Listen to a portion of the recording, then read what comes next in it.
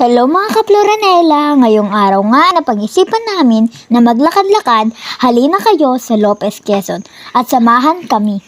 At ngayon nga ay sumama pa ngayon dalawa, Agoy. Habang kami ay naglalakad ay sa I Love Lopez na kami dumaan dahil mas malapit ang daan dito since nagugutom na kami.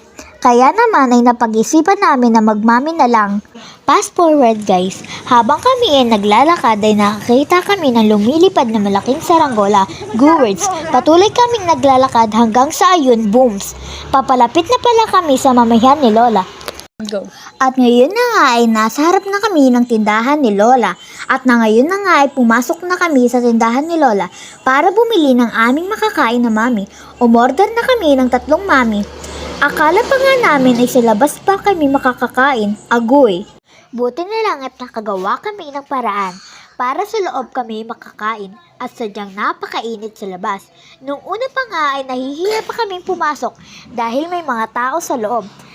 Nanghiram pa nga ng bangko si Shane para tabi-tabi kaming 3 kumain. At kung i-describe namin ang loto ni Lola na mami ay sobrang sarap talaga.